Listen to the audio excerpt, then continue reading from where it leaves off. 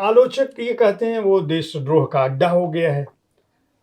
तथ्य कहाँ है? असली जवाहरलाल नेहरू विश्वविद्यालय कहाँ है? और आपके जो अपने अनुभव हैं और आपके जीवन में जो लोग आए, जो जिनको आप याद कर पाएँ, मैं सभी के बारे में बिल्कुल, बिल्कुल। इसके ऊपर तो मैंने एक पूरी किताब लिखी है, जैसे आपने पहले ही बताया।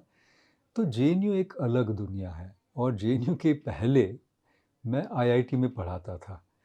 तो मैंने मेरी किताब में भी यही लिखा है कि प्लैनेट जेएनयू यानी एक ये, इसको हम एक क्या कहेंगे, एक अलग ही ग्रह, दुनिया है, हाँ, एक ग्रह है। ग्रह।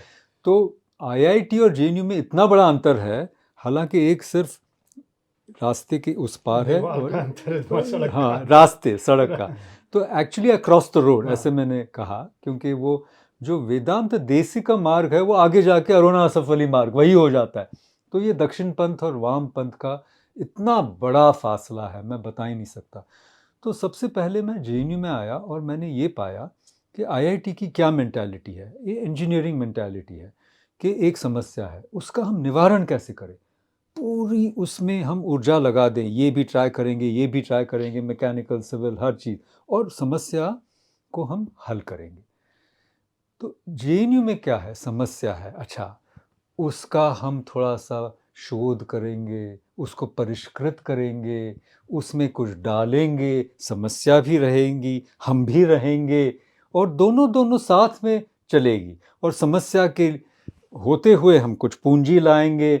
समस्या सॉल्व कभी नहीं करनी, कोई भी समस्या हो, जैसे हॉस्टल की समस्या कभी सॉल्व नहीं करेंगे, क्योंकि हॉस्टल के ज़रिए हम लोगों को गेस्ट बनाएंगे, गेस्ट बनाने के बाद उनको इंडोक्ट्रिनेट करेंगे, उनको पोलिटिसाइज करेंगे, काडर बनाएंगे।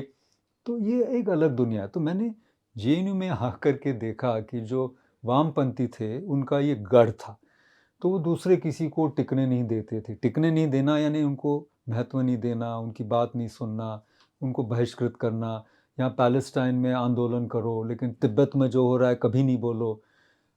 जैसे माओ की कभी आलोचना नहीं सुनी, स्टालिन की कभी नहीं आलोचना सुनी, है ना। जो कितने इतने बुरी चीज़ें जो हुई, गुलाग आर्किपेलागो की कभी नहीं बात हुई। हिंदुत्व पे प्रहार करो, ये करो, ब्राह्मणिज्म को कुछ गाली दे दो।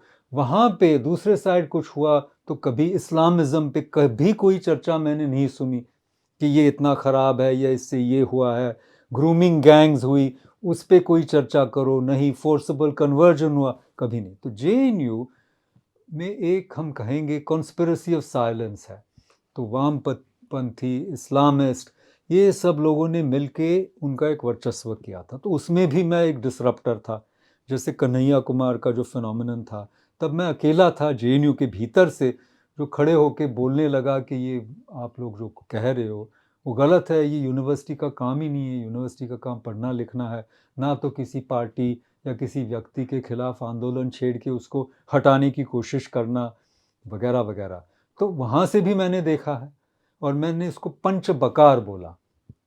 पंच बकार यानी क्या, पहले ब्रांडिंग होता है, आपको ब्रांड किया जाता है कि भाई ये तो आरएसएस का आदमी है, ये हिंदुत्ववादी है। उसके बाद उसको ब्राउ बीट किया जाता है, उसको थोड़ा प्रताड़ित करके भाई यहाँ कर दो, हमारे साइड आ जाओ, बुलिंग वगैरह, ब्रांडिंग, बुलिंग।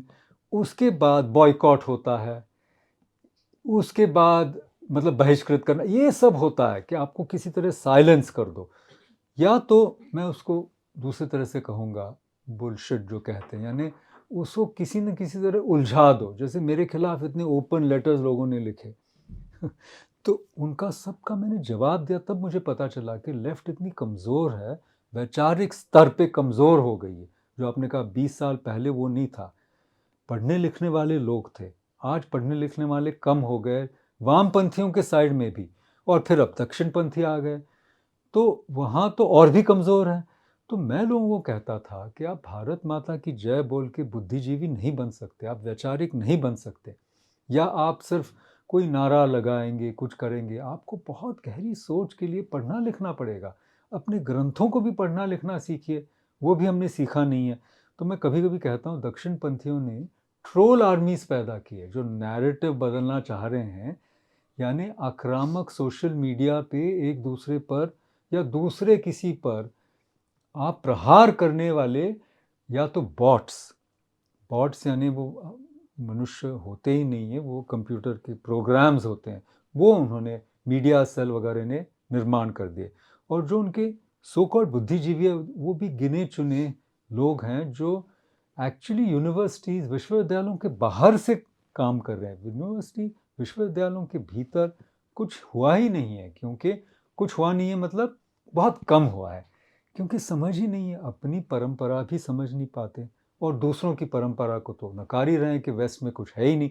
तो इस तरह की विडंबना है कि लेफ्ट ने जो किया था वो एक किस्म से बहुत गलत था, कि इलिबरल लेफ्ट कहता हूँ। अब ये इलिबरल लेफ्ट को हटा करके एक राइट विंग आ गया है, जेएनयू में भी आया है और दूसरी जगह भी आया है, और वहाँ पे योग्यता की थोड़ी कमी है, ये हालत है।